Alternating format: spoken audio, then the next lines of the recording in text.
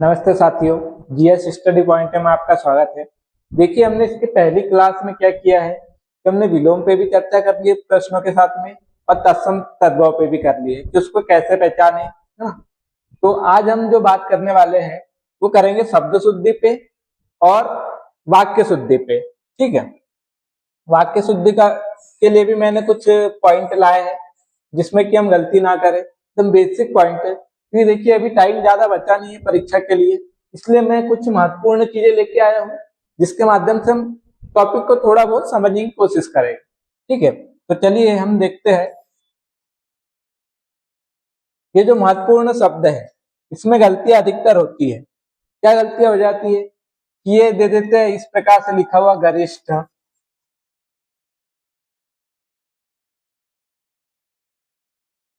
का दे देते हैं। तो हम कैसे पहचान करें कि इष्ट कहाँ आएगा और इष्ट कहाँ आएगा।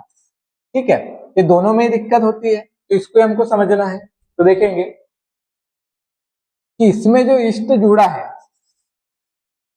ये क्या है, प्रत्यय है। और इसमें जो इष्ट जुड़ा है, इसमें इष्ट जुड़ा है, इसमें इष्ट जुड़ा है, तो ये क्या है, शब्द है। और इसका अर्थ क्या होता है, प्रिय होता है। ठीक है, ये समझना आपको।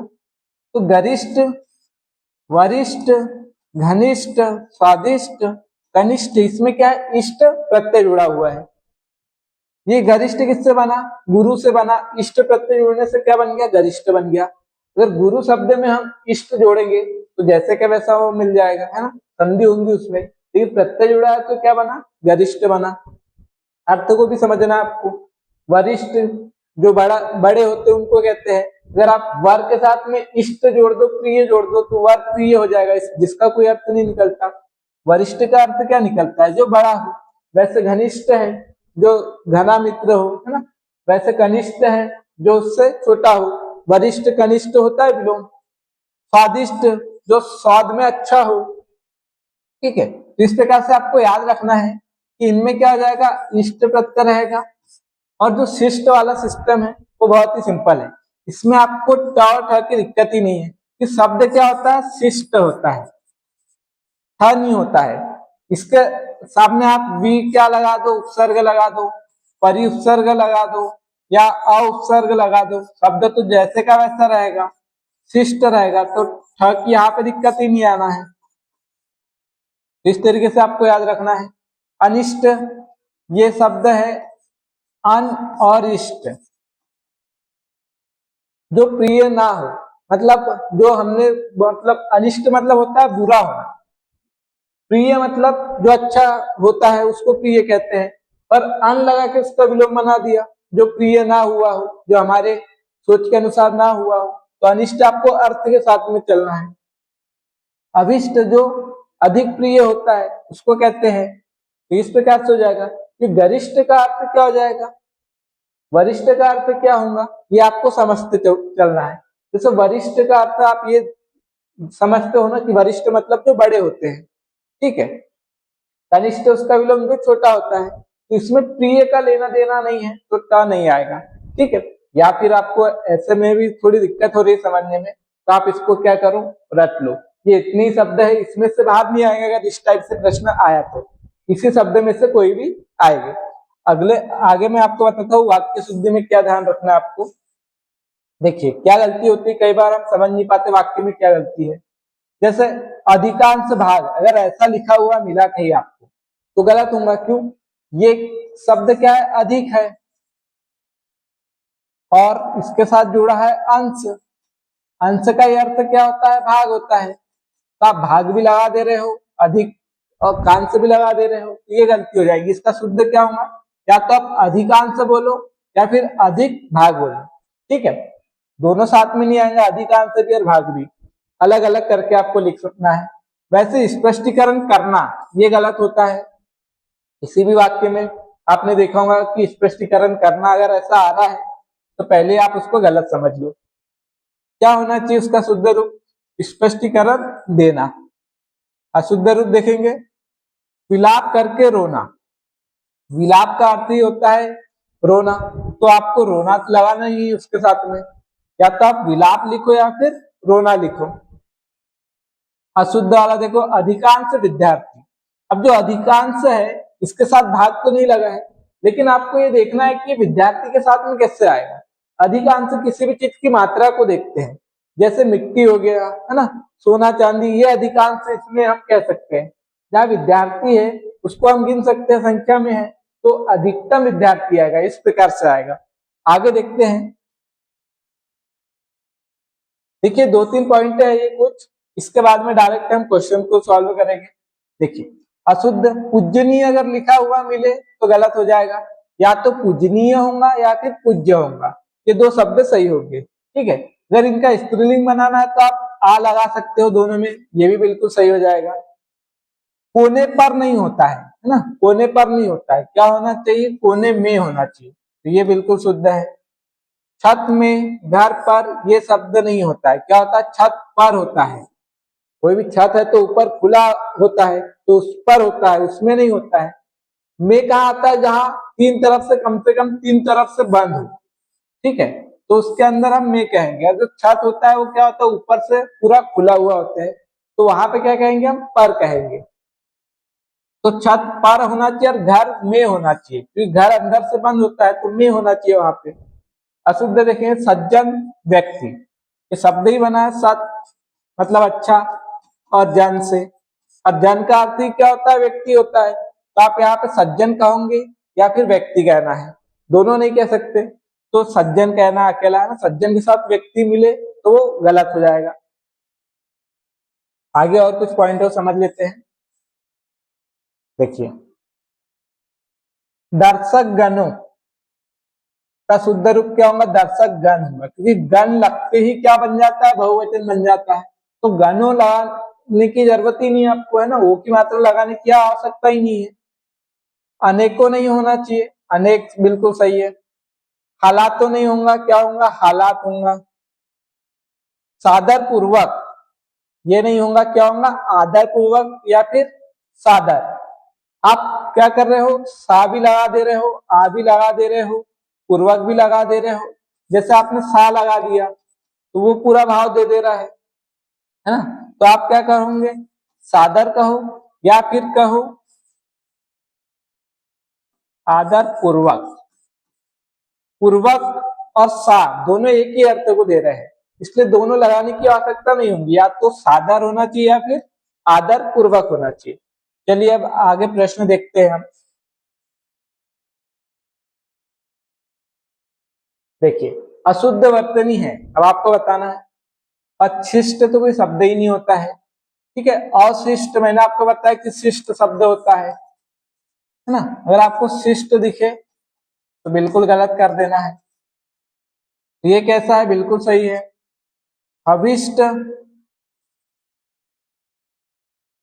अभी और इष्ट मतलब होता है प्रिय, जो अधिक प्रिय हो, तो बिल्कुल सही है। स्वादिष्ट है ना, तो ये वाक्य भी कैसा है हमारे पास में, सही है। तो हमसे क्या पूछा है, अशुद्ध वर्तनी पूछा है, तो क्या हो जाएगा, जिसमें क्या है, ये स्वाद है और इष्ट प्रत्यय है, तो अशुद्ध वर्तनी पहली वाली हो जाएगी हमारे पास, पहला ऑप्शन सही हो जाएगा। अगला प्रश्न हम देखेंगे, इसमें भी आपको बताना है अशुद्ध वर्तनी।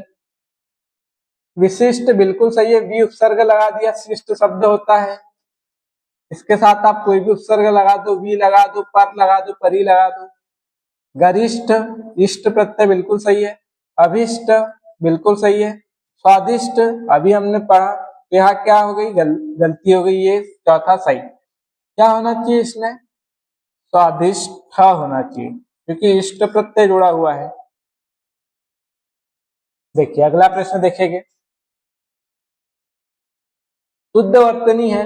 देखिए अभी मैंने आपको अभिष्ट, जो इष्ट और इष्ट में अंतर बताया था, उसी के टाइप के क्वेश्चन लाए हैं। घनिष्ठ, ये सही है क्या, या फिर घनिष्ठ सही है, या घनिष्ठ या फिर घनिष्ठ, तो बड़ी मात्रा वाला बिल्कुल सही नहीं होगा, और यहाँ पे ट नहीं होगा, क्या होगा, ठ होगा। ये हमारे पास में सेकंड वाला सही हो जाएगा। घनिष्ठ हो गया, गरिष्ठ हो गया, कनिष्ठ हो गया, ये क्या होंगे, इसमें थ रहेगा इन सब शब्दों में। चलिए अगला प्रश्न हम देखेंगे।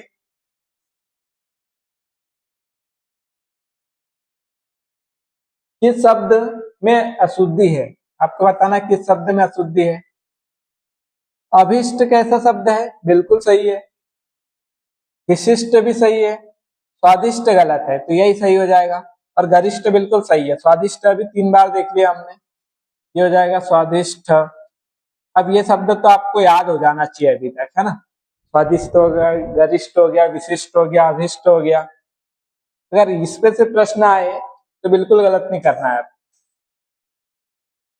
चलिए विलोम वाला देखते हैं।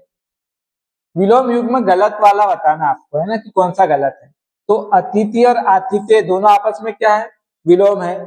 वही देखेंगे उन्मुख और विमुख, ये भी विलोम है। ऋजु सरल, ये विलोम नहीं है। ऋजु का विलोम क्या होता है? ऋजु का विलोम हो जाएगा वक्र। ऋजु का अर्थ होता है सीधा, वक्र का होता है टेढ़ा। सरल का क्या हो जाएगा? कठिन। तो यही हमारे पास में थर्ड वाला सही हो जाएगा, जो कि गलत युग में दिया है। फिर दयालु दया वाला, और निर्दय जिसके पास दया ना हो, तो दोनों क्या हो जाएंगे? आपस में विलोम हो जाएंगे। अगला प्रश्न हम देखेंगे। देखिए वृहत का विलोम बताना है। वृहत का अर्थ क्या होता है? बहुत बड़ा, फैला हुआ, है ना। तो वही देखेंगे बड़ा, तो इसका पर्यायवाची हो जाएगा लघु हो जाएगा। लघु मतलब छोटा होता है, तो वृहत का विलोम क्या हो जाएगा? लघु हो जाएगा। वक्र का विलोम क्या हो जाएगा? ऋजु हो जाएगा। और वीर बिल्कुल नहीं होगा। तो हमारे पास में लघु एकदम सही आंसर होगा इसका। देखिए लवन का तद्भव रूप बताना है, क्या होता है। तो लवन का क्या होता है? लून, लेपन, लौंग, छार। छार का क्या होता है? खार होता है। कल मैंने आपको बताया था तत्सम तद्भव को कैसे पहचाने। अगर आप ये वीडियो पहली बार देख रहे हो, इसके पहले वाली अगर आपने नहीं देखी है तो उसको जरूर देखें, है ना, क्योंकि उसमें मैंने पूरे जो तत्सम तद्भव है उसकी ट्रिक बता दी थी, और जानवरों के नाम, पक्षियों के नाम, फल के नाम, संस्कृत के तत्सम रूप उसके बता दिए थे। एक इसमें बदलता है, ख में बदलता है। लौंग का क्या हो जाता है? लौंग हो जाता है। लेपन का क्या हो जाएगा? लिपना हो जाएगा। ठीक है। और ये इसका तद्भव रूप लवंग का लून होता है। बाकी के तद्भव रूप ये लिख दिए हैं। चलिए आगे देखते हैं। निम तत्सम शब्द है। निम का तत्सम शब्द कौन सा है? निम्बक है क्या? तो निम्बक नहीं होता। निम्बिक, ये नहीं होता है। निम्ब होता है। ठीक है, तो थर्ड ऑप्शन से हो जाएगा। ये वाला बिल्कुल गलत हो जाएगा। थर्ड ऑप्शन हो जाएगा निम का तत्सम रूप निम्ब होता है। देखिए सार्वनामिक विशेषण बताना आपको। वह आदमी हंसता है, तो यहाँ आदमी संज्ञा पहले से है, और सर्वनाम क्या होता है? संज्ञा की जगह आता है। तो संज्ञा है तो उसके पहले सर्वनाम है, तो क्या होगा? सार्वनामिक विशेषण होगा। यह पहला ऑप्शन हमारे पास में सही हो जाएगा। काला कुत्ता भौंक रहा है, यहाँ कुत्ता की विशेषता काला बता रहा है, तो एक गुणवाचक विशेषण हो जाएगा। सीता अच्छी लड़की है, तो ये भी गुणवाचक विशेषण हो जाएगा। वह आ रहा है, या वह क्या है? वह है सर्वनाम। ठीक है, सार्वनामिक विशेषण यहाँ पे फर्स्ट वाले में है। अगला प्रश्न देखेंगे। देखिए व्याकरण की दृष्टि से विशेषण नहीं है। अब विशेषण क्या नहीं है ये बताना है। तो भयभीत लड़का मतलब लड़के की विशेषता बता रहा है, तो ये क्या हो जाएगा हमारे पास? विशेषण। निर्भीक लड़का, ये भी विशेषता बता रहा है, ये भी विशेषण। भीरू लड़का, तो ये भी क्या हो जाएगा? विशेषता बता रहा है, ये भी विशेषण। भय, भय लड़का होता है क्या? नहीं होता है। भय क्या है? भाववाचक संज्ञा।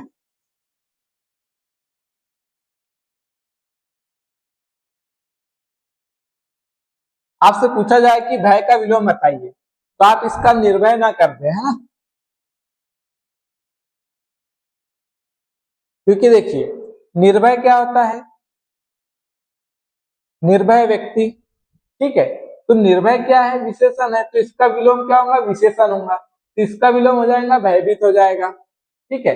और भय क्या है? भाववाचक संज्ञा है, तो संज्ञा का विलोम संज्ञा होना चाहिए, और विशेषण का विलोम विशेषण होना चाहिए। ठीक है।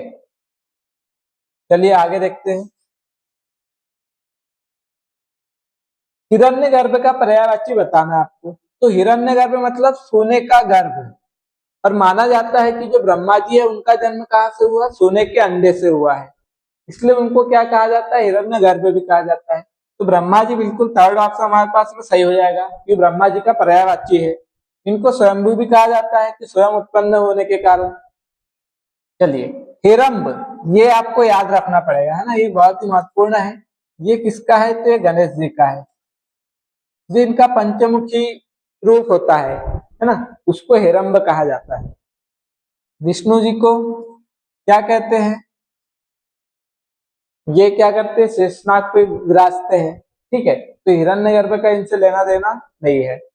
ये लक्ष्मीपति हो जाएंगे, रमापति हो जाएंगे। ठीक है, महेश का क्या अर्थ हो जाएगा, भगवान शिव हो जाएगा। तो यहाँ पे जो आंसर होगा हमारे पास ब्रह्मा जी हो जाएगा। अगला प्रश्न देखेंगे, बादल का पर्यायवाची बताना है। तो देखिए, अगर आपको ध दिख जाए या धी दिख जाए, इसका अर्थ होता है धारण करना। अगर ज दिख जाए तो जन्म लेना, द दिख जाए तो देना। अब देखिए, जलधि, जल को धारण कौन करके रखता है, समुद्र, तो ये हो जाएगा समुद्र। जल ज, जल ज, ज मतलब जन्म लेना। जल में कौन जन्म लेता है, बहुत सी चीजें लेती है, लेकिन रूट किसके लिए है, कमल के फूल के लिए, तो कमल को कहेंगे जलज। जलजात भी किसका है, कमल का है। जल द मतलब देना, तो जल को कौन देता है, बादल देता है। यही हमारे पास में बादल का पर्यायवाची हो जाएगा जलद। तो चौथा ऑप्शन सही हो जाएगा। अगला प्रश्न देखेंगे। चलिए, क्या है, अशुद्ध वाक्य कौन सा है, अब आपको बताना इसमें अशुद्ध कौन सा है। वह उत्तीर्ण हो गया, इसमें कोई त्रुटि नहीं लग रही, बिल्कुल सही है। ईमानदारी मनुष्य का श्रेष्ठ गुण है ना, तो यहाँ पे ईमानदारी मनुष्य का श्रेष्ठ गुण है, तो इसमें भी कोई दिक्कत नहीं, ये भी सही है। यह महिला बहुत विदुषी है। अब विदुषी का अर्थ क्या होता है, महिलाओं के लिए करते हैं, और पुरुषों के लिए क्या करते हैं, विद्वान का। तो यहाँ पे जब विदुषी है, तो यहाँ महिला शब्द की आवश्यकता नहीं है, यह बहुत विदुषी है, ये होना चाहिए था। यही हमारे पास में अशुद्ध वाक्य है। वहां कौन कौन से लोग आए थे, तो बिल्कुल सही वाक्य प्रश्न किया गया, प्रश्नार्थक चिन्ह है, तो ये बिल्कुल सही है। थर्ड वाला जो है वो अशुद्ध वाक्य है। अगला प्रश्न हम देखेंगे, शुद्ध वाक्य बताना है, कौन सा है इसमें से। उसके प्राण निकल गए, तो प्राण हमेशा क्या होते हैं, बहुवचन शब्द है, तो निकल गए बिल्कुल सही है, पहला ही क्या हो जाएगा, सही हो जाएगा। आगे देखते हैं, उसका प्राण निकल गया, गया तो नहीं आएगा। उसका प्राण पखेरु उड़ गया, ये भी नहीं होगा। प्राण उसका खत्म हो गया, ये भी बिल्कुल नहीं होगा। तो पहला वाला जो उसके प्राण निकल गए, ये बिल्कुल सही है हमारे पास में। देखिए अगला क्या है, जिसने मृत्यु को जीत लिया हो। अब मृत्यु को जीतने वाला, जिसने मृत्यु पे विजय पाली हो, जय पाली हो, तो मृत्युंजय हो जाएगा बिल्कुल। देवता नहीं होगा, तपस्वी तपस्या करने वाला होता है, मृत्युंजय बिल्कुल सही हो जाएगा। थर्ड, साधक भी नहीं होगा, तो यहाँ पे मृत्युंजय बिल्कुल सही हो जाएगा हमारे पास। अगला प्रश्न है, ये अंतिम प्रश्न है ना। चलिए, घूमने फिरने वाला साधु, जो साधु घूमते फिरते रहता है उसके लिए एक शब्द बताना है। तो योगी तो योग वाला हो जाता है, तपस्वी तपस्या वाला हो जाता है, श्रमण जो घर द्वार छोड़ के सन्यासी की तरह तपस्या करता है उसको कहते हैं, तो ये भी नहीं होगा। परिवारजक, यही शब्द हो जाएगा, जो घूमने फिरने वाला साधु होता है उसके लिए जो सही शब्द होगा वो होगा परिवारजक। चलिए, तो इस प्रकार आज की क्लास समाप्त होती है, और कल फिर हमारी लास्ट कक्षा रहेगी, कि 27 को तो एग्जाम है। चलिए चलते हैं, धन्यवाद।